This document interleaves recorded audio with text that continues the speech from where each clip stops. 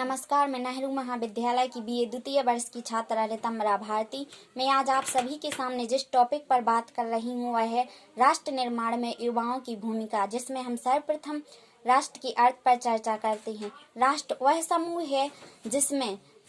समूह विचार ऊर्जा है जिसमें व्यक्ति की ख्वाहिशों की परवरिश की जाती है तथा राष्ट्र निर्माण से अभिप्राय होता है समाज के सभी व्यक्तियों को, सभी वर्ग के व्यक्तियों को एक साथ आगे बढ़ाना तथा समाज में एक सुदृढ़ न्यायिक व्यवस्था स्थापित करना। दोस्तों, आप यह सभी जानते हैं कि हमारा जो भारत देश है इसे युवाओं का देश कहा जाता है, जिसमें मौजूदा 72 करोड़ युवा हैं। युवा वे व्यक्ति होते हैं जो नई सोच रखते हैं, नया जोश रखते हैं और किसी भी पल में ढलने के लिए तत्पर रहते हैं। इसलिए हर राष्ट्र की नींव उसके युवाओं के कंधों पर ही रखी जाती है। हमारे देश को विकासशील से विकसित देश करने में भी युवाओं का ही योगदान सबसे अधिक माना जा रहा है। हमारे देश को जो विश्व गुरु बनाने का स्वप्न है उसे भी हमारे युवाओं के द्वारा ही पूरा किया जाएगा। और इसमें प्रत्येक राष्ट्र की कुछ ना कुछ आवश्यकताएं होती हैं, जिसमें युवा ही अपनी महत्वपूर्ण भूमिका निभाते हैं, जैसे शिक्षा संबंधी आवश्यकता, सुरक्षा संबंधी आवश्यकता, तकनीकी और अर्थव्यवस्था संबंधी आवश्यकता, जिसमें प्रत्येक देश के युवा अपनी महत्वपूर्ण भूमिका को अदा करते हैं। यदि हम शिक्षा के क्षेत्र में बात करें तो आज भारत के युवा सामाजिक गतिविधियों तथा सांस्कृतिक गतिविधियों से शिक्षा को समाज से जोड़ने का कार्य कर रहे हैं। इसमें हमारे समाज का ही विकास नहीं होता है, बल्कि हमारी विचार, हमारी सोच में भी सकारात्मकता आती है। और यदि हम तकनीकी के क्षेत्र में बात करें तो हमारे जो अनेक राष्ट्र हैं जो अपने ऊपर गुरूर करते हैं कि हमारी तकनीकी शिक्षा सबसे आगे है, उससे पहले ही भारत के युवा अनेक गतिविधियों, अनेक अनुसंधानों के द्वारा अपने ही नहीं अपितु पूरे विश्व में अपनी महत्वपूर्ण भूमिका को निभाते हैं।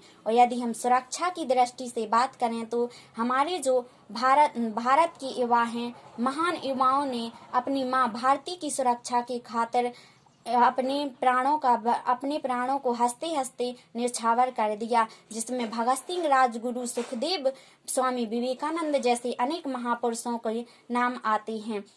स्वामी विवेकानंद को युवाओं का आदर्श कहा जाता है, क्योंकि उन्होंने युवाओं को ही देश का निर्माता माना है और उन्होंने युवाओं को अनेक प्रेरणादायक विचारों से संबोधित भी किया है। इसलिए मैं अंत में यही कहना चाहूँगी कि एक राष्ट्र के निर्माण में जो अपनी महत्वपूर्ण भूमिका अदा करते हैं वह युवा ही होते हैं। इसी पक्ष में मैं 2 लाइनें कहना चाहती हूँ। संकल्पों के साधक हो तुम, संकल्पों के साधक हो तुम, साहस भरी उड़ान हो, साहस भरी उड़ान हो, मुकुट तुम्ही हो भारत माँ का, मुकुट तुम्ही हो भारत माँ का, तुम ही हिंदुस्तान हो, तुम ही हिंदुस्तान हो।